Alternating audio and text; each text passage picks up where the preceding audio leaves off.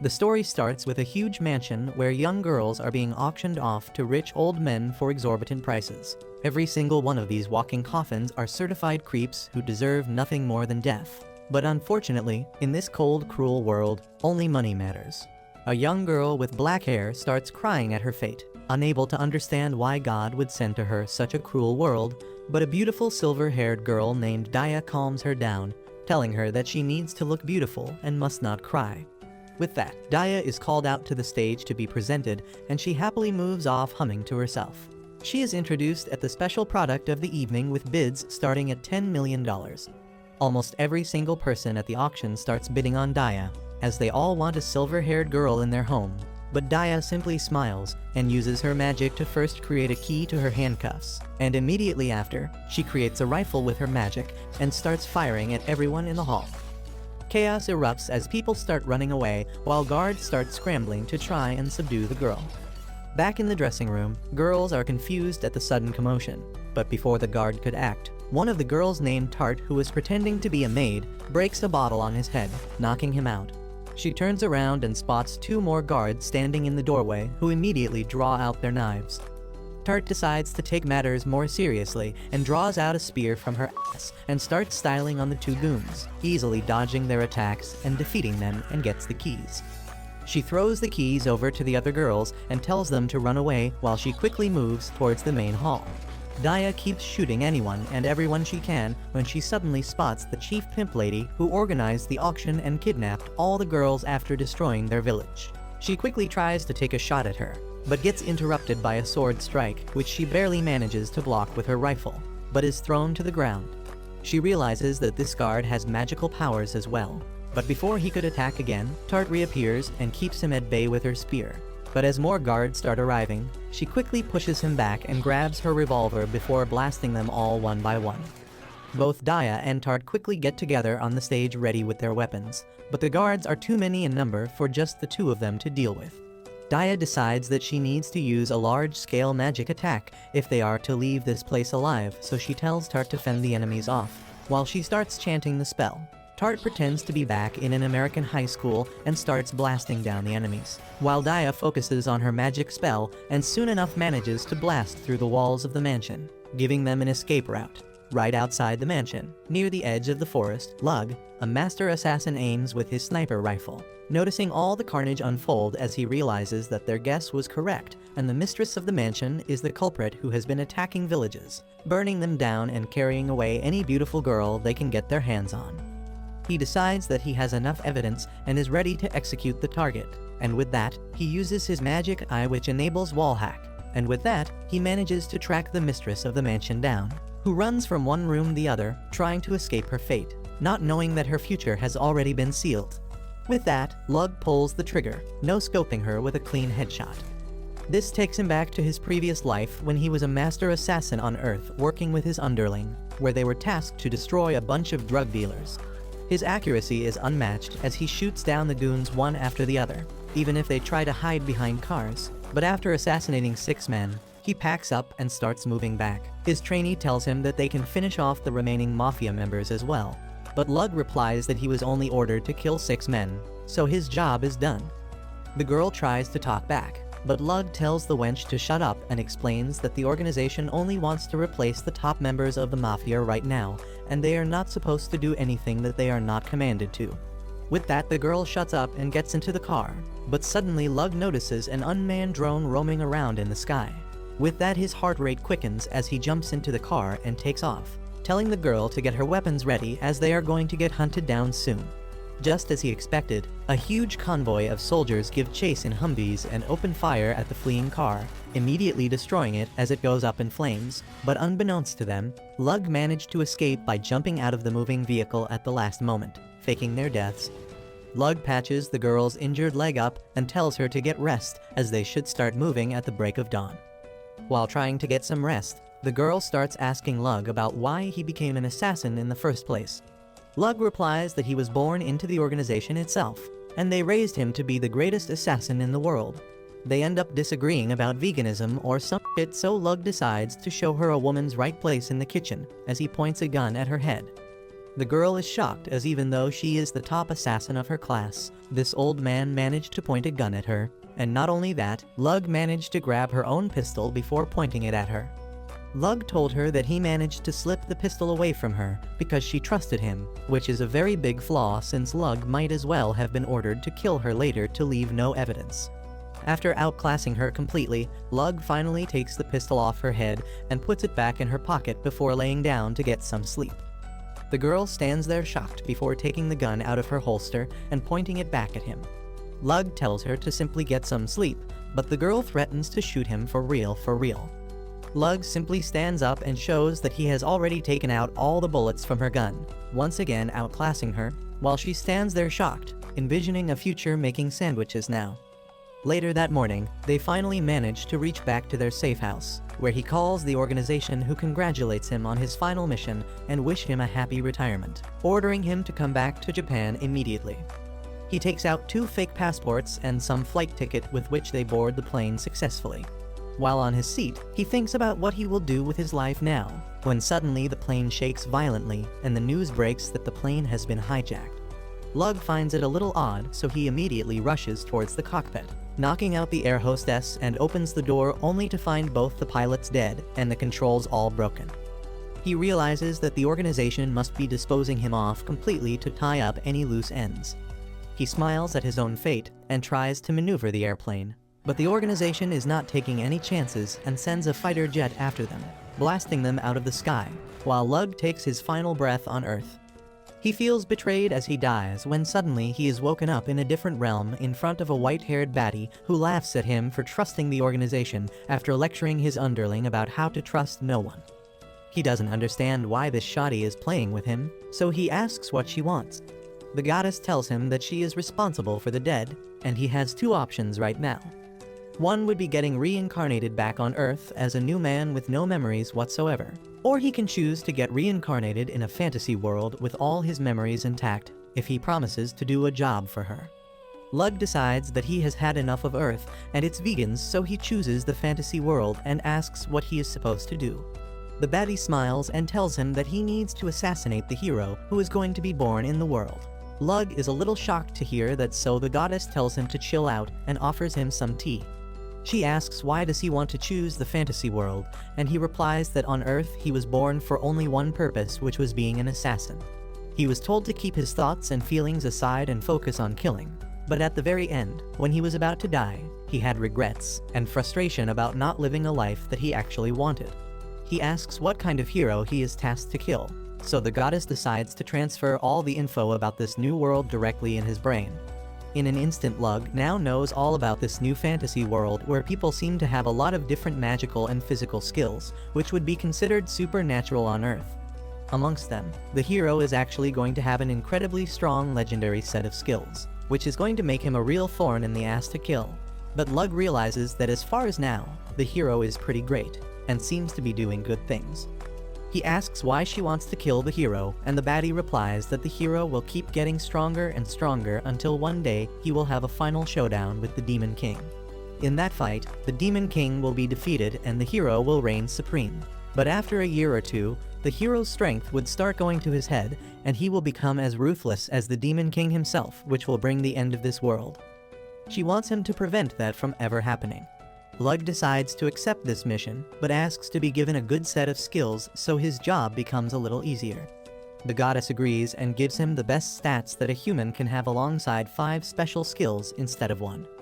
She lets him choose his skills, and after he is done, she tells him to be careful, as even though he is above other humans in this world who only have 1 skill, the hero is still much stronger as he has over 30 skills. Lug promises to be careful, and with that, he is sent off to another world where he takes birth in an aristocratic family of noble assassins, with a beautiful mother named Esri and a master assassin father named Cyan. A couple of years pass by and Lug grows up to be a capable young boy, going out on hunts every single morning, where he has learnt the best ways to hunt down game is to kill it with a headshot before the prey even gets to know that it's being hunted. That way the flavor of the meat is best preserved. He successfully brings back another rabbit to the table and cleans it before deciding to try something new with it. His mom complains about the fact that she doesn't get to cook enough food for him. but he tells the wench to shut up as he is going to whip something up which even Gordon Ramsay would love.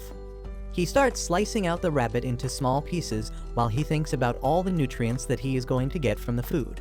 Just like a gym rat, he thinks about using rabbit meat as the main source of protein since it's low in fat, but because of its gaminess, it's not very tasty. To mend that, he adds a bunch of herbs and dried mushrooms before putting it inside a pressure cooker. While that is cooking, he starts working on the bechamel sauce, which he learnt while pretending to be a MasterChef contender in order to get closer to his target, which was probably that bald idiot judge who knows nothing about food. He finally adds his cream sauce back in the stew and serves it to his family, who all love the dish, and his mother even pushes him to sell it in restaurants to make money. What a gold-digging thought. Later that evening, Lug's father tells him to come to the training room for his routine check, so he follows the order. Every single week, just like my uncle when he's drunk, Cyan checks Lug's body to make sure his bones, muscles, and joints are strong and growing properly. It turns out that Lug's family are also the royal doctors of the kingdom, but behind the curtains they use their status as doctors to get close to their target and assassinate them.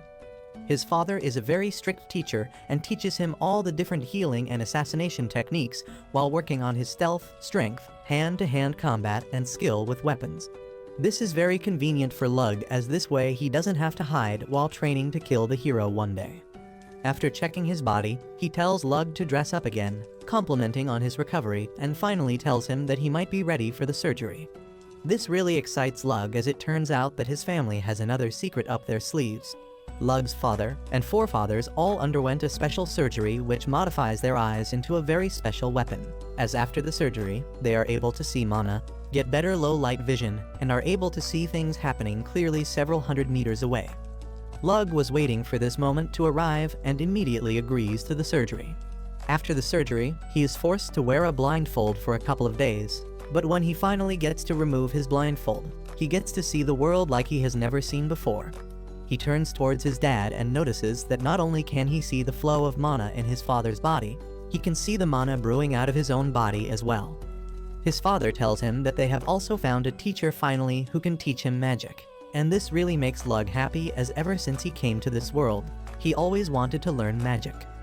Finally, the day comes when he gets to meet his magic teacher, and for some reason, his mother decides to dress him up as a cross-dressing femboy. Regardless of that, him and his family get ready to greet his teacher, who he expected to be an old man, with his name on Epstein's list. But since he is in an anime, of course he gets a beautiful silver-haired girl named Daya as his teacher. Lug doesn't seem impressed and wonders whether Daya is any good, which Daya senses, and decides to demonstrate her power as the top 5 mages in the kingdom by causing a huge explosion nearby. The next day, Lug formally introduces himself to Daya, who tells him to skip the formality because she is just 3 years older than him. She then gives him a small crystal ball that can store mana and asks him to pour everything he has into it. Lug obeys and starts sending his mana into the crystal ball, and Daya is impressed because he seems to have a good mana capacity. However, she was impressed even before Lug showed what a beast he is. He has increased his mana capacity 1,000 times because of constant training, and he keeps pumping the small crystal ball with more mana than it can handle. Daya panics as she sees it crack and tells him to throw it as far away as he can. Lug immediately yeets the ball high up in the sky, saving his family mansion from getting nuked by mere seconds. The powerful explosion rattles everything for a few miles, and Daya is terrified of her student's abilities now. Just then, his parents come running there, and they ask what just happened. Daya tries covering up for Lug, saying that she should have been more careful, but it turns out Lug's parents are super proud of his magic. Cyan says that the spell was great, but it is more suited for war, but they need Lug to be an assassin. He asks Daya to teach him some spells that can help with that and leaves immediately. Daya can't believe how supportive they are because she would get her ass whooped for breaking even a glass. But then Lug asks her if she has more crystal balls like this. She refuses, telling him that they are incredibly valuable and they don't hand them out to anyone. At night, Lug wonders how he can get more of the crystal balls because they will come in handy to kill the hero. Suddenly, Daya knocks at his door, and the next thing he knows is that they are sleeping together. Daya tells him that as his teacher, she can order him to do anything, and Lug decides to obey her command to avoid any drama. The next day, it is time to find Lug's attributes, and Daya asks him to pour just a little mana into a crystal ball. She checks for fire and water attributes, and Lug tests positive for both of them. Daya is really happy for him because people with 2 elements are rare, but he asks her to test for the other 2 elements as well. Daya's flabber is gasted when she finds that Lug has all 4 basic elements, but she is also glad to find such a talented student. Next, she teaches him to convert his mana into a particular element, starting with the earth element. That involves this future PDF file getting freaky with Lug, but he low-key enjoys it. Thanks to her guidance, he is able to convert his mana into the earth element, and then a spell suddenly pops up in his mind. Daya tells him that it is the first spell that God sent to his brain after he unlocked his magic. He doesn't know how to read the words that popped up in his mind, so Daya shows him by example, and he is able to mimic her with passable accuracy in the first try itself. He keeps practicing till he masters the spell, and Daya is really happy for him. She tells him that the more he practices, the more spells God will transfer directly to his brain. However, Lug asks her if she can write down the spells she knows so that he can try casting them. Daya is intrigued by the idea, and when she writes down the spell to create iron, Lug can cast it perfectly even without God sending him the spell. She can't believe that she never thought of it, and Lug thinks that it must be some sort of mechanism in this world that prevents the people from thinking they can do this. However, he doesn't know what the language of the spells means, and he can only pronounce the words as he learns from Daya, which is not really efficient. So he asks her to note down all the spells she knows so that he can try and figure out the language they are in. Daya starts writing out spells to create different spells and finds some connections with numbers in them. Lug immediately figures out that the numbers point to physics stuff like the melting point of the metals, and he explains that to Daya. However, she is not educated enough to process physics, and I don't blame her because same. Anyway, Lug realizes that he can create a spell to create gold that Daya doesn't know yet.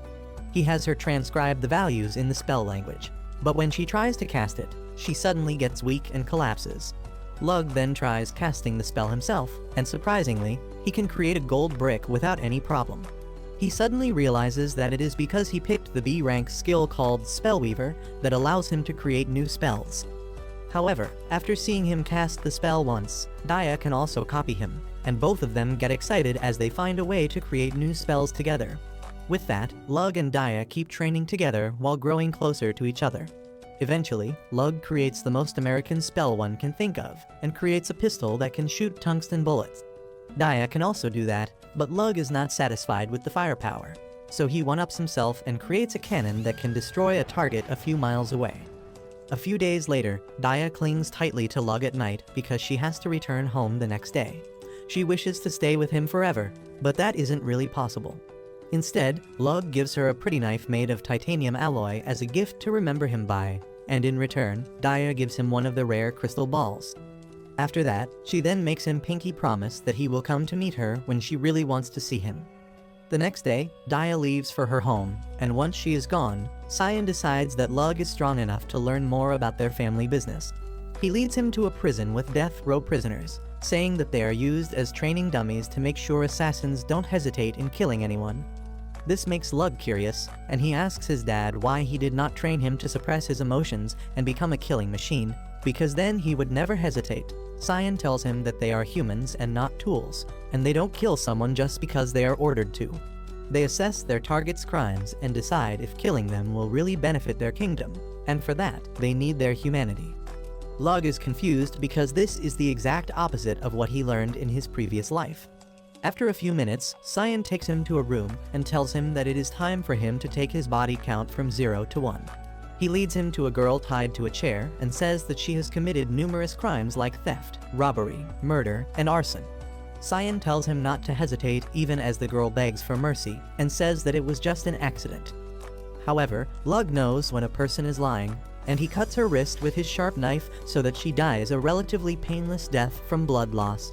The loses her cool at this and ends her acting to curse him, which irritates Lug, and he throws the knife at her head to make sure she doesn't torture his eardrums any further. A few months later, Lug attends the Harvest Festival with his parents, but his goal is not to enjoy the festival or learn about his estate's economy. Rather, he wants to find someone with mana so that he can recruit them as his assistant in his mission to kill the hero. He quickly finds a person with mana, but since it is an ugly old man and not a cute girl, Lug immediately presses the skip button on him. he doesn't find anyone with mana after that, so he decides to be more patient in his search. A few days later, as the weather starts getting cold, Lug sets out to hunt some animals so that they can stock up on food for winter. As he reaches the forest, he senses some living creatures nearby, and by putting his ear to the ground, this mad lad is somehow able to find that it is a pack of wolves surrounding their prey. He decides to steal the prey from them, but when he reaches their location, he finds that the wolves are actually trying to eat a helpless girl. Lug decides to rescue her first and immediately shoots the wolf attacking her. He then does the superhero landing right in front of her to farm some aura, and then tells her to hold his gear as he practices his skills on the wolves. Lug makes quick work of the wolves before turning to the girl. He asks her who she is and what she is doing here, and the girl timidly tells him that her family is really poor, and they kicked her out of the house so that there is one less person to feed during the winters. She had heard about Lug's family territory being a wealthy one, so she tried crossing the forest to reach it, and that is when the wolves found her. Lug takes pity on the girl and prepares some porridge for her. He tells her to eat it slowly if she wants another bowl, and then goes to drain and skin the wolves in the meanwhile. Once he returns to the girl, he tells her that he is the son of the noble family that runs this place, and she is really happy to hear that. She says that it must be a divine sign, because yesterday, she had a dream that she would meet someone important soon. Lug suddenly asks her if she wants to come with him, because then she would never have to worry about food ever again.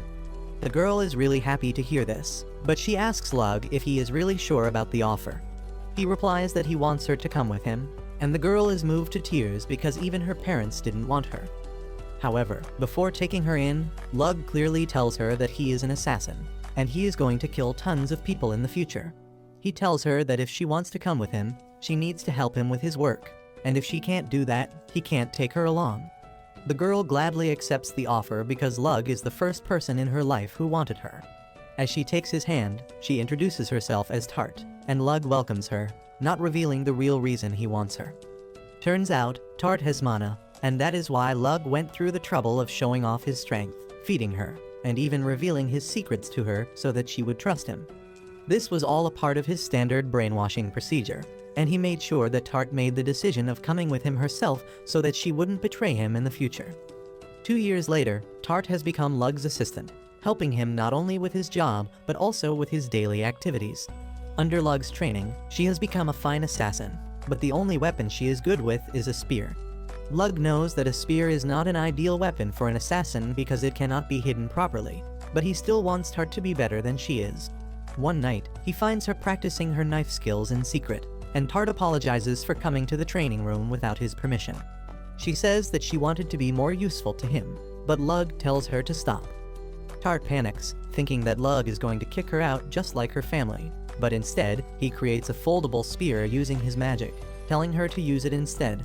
As Tart uses the knife, she can demolish the practice dummies, and even Lug is impressed by her skill and focus.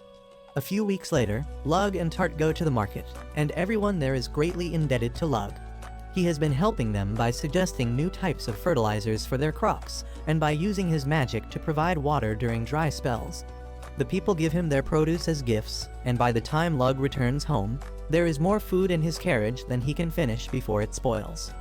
Tart praises him, saying that he goes out of his way to help his subjects, but Lug replies that helping them out in their day-to-day life is his duty as a noble. He tells her that just protecting them from monsters and bandits is not enough to win their hearts, so he has to do these things as well. Tart is impressed by him, because the noble of the region where she comes from is a greedy bastard, and he didn't care about his people at all. Later that night, Lug stocks some of the magic crystal balls into his stash. He examined the crystal ball that Daya left him and found a way to produce them himself. Now, he has thousands of those crystal balls, all filled to the brim with magic in case he needs to use them as a weapon. Just then, Tart comes to his room and tells him that his dad has called him to the training room. As Lug reaches the training room, Cyan gets to the point and asks him about Tart. Lug replies that she has become skilled enough to carry out small missions on her own, but that is not what Cyan is interested in. Lug gets what he is asking and tells him that she is not a spy sent by another noble family to steal their techniques. He assures his dad that he has been monitoring her closely, and her body language doesn't show that she is lying about anything. Well, Cyan is glad to hear that because if Tart had been a spy, they would have had to kill her. But that would be a shame because it is incredibly rare to find common people with mana. He still thinks that there were a buttload of coincidences in how Lug and Tart met. But now he is able to believe that it must have been a miracle that brought them together. With that, Cyan tells Lug that he called him here for his next training exercise, which is also a special test. He tells him that if he passes this test, and then just one more test after this, he will graduate from his lessons and become a full-fledged assassin ready to take on missions.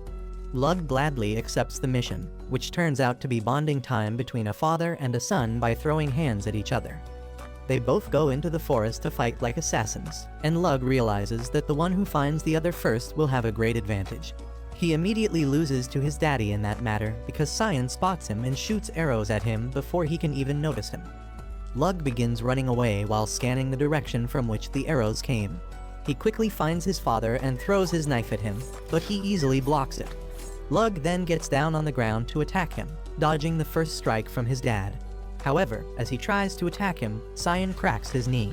Lug somehow manages to kick him and get away, and thanks to his healing magic, he can get his leg back into fighting shape quickly.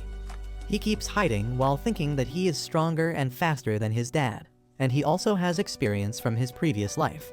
However, he is still being pushed back because Cyan can use his magic eyes to predict his movements. They don't work like Sharingan, but he can see the small changes in his body to see what move he is going to use next. Just then, he feels Cyan approaching him, so he tries to run away, triggering a trap. Lug avoids the trap, but that turns out to be a distraction, and the real attack comes from Cyan, who manages to keep him on his toes yet again. Lug manages to hit him with a kick this time, and Cyan vanishes into the forest. He then decides to focus more on predicting his father's movements than moving around himself and stands near a tree. He senses two sources of bloodlust, and just then, a knife comes flying at him from the right.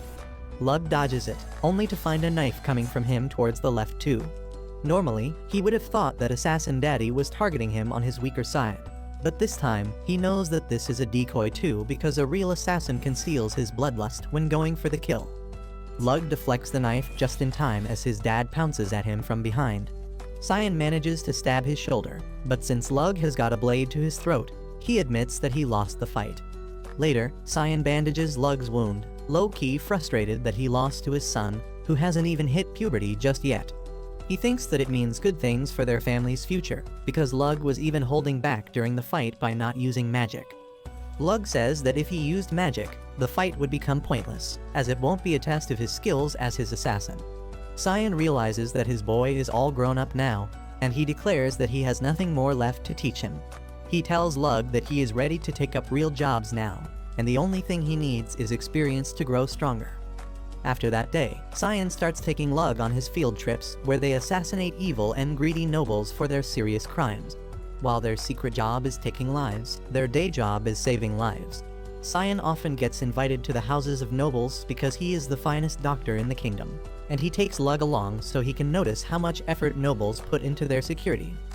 As they are returning from a patient's house one day, Cyan tells Lug about his final training exercise and also his final test before he can start taking jobs on his own.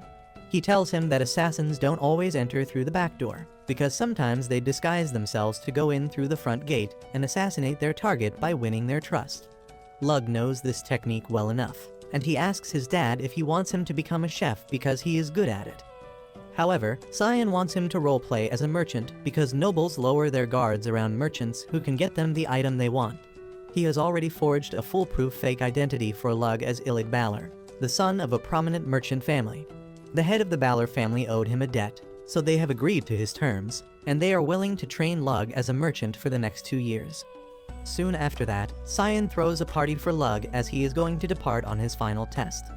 All the branch families that are involved in the assassination business are there on this occasion, and while everyone is happy to hear about what a genius Lug is, one drunk brat named Rana is pissed at him. He throws his empty wine glass at Lug, who easily catches it. Rana's dad tries to stop him, but he declares that he can't accept Lug as the heir to the family. He says that after Cyan's first son died, he was supposed to take his place as the heir, and it is unfair that someone weaker than him gets to steal it from him. Cyan says that they will decide who is stronger through a fight, and he immediately gives the command to start fighting. Rana wasn't even ready for it when he noticed that Lug was already behind him with his knife to his throat. He slightly cuts him as a warning, but as Cyan declares the fight over, he lets go of Rana. This drunk Karen, however, has not yet learned his lesson, and he charges at Lug, who pins him to the ground and breaks his arm. Cyan uses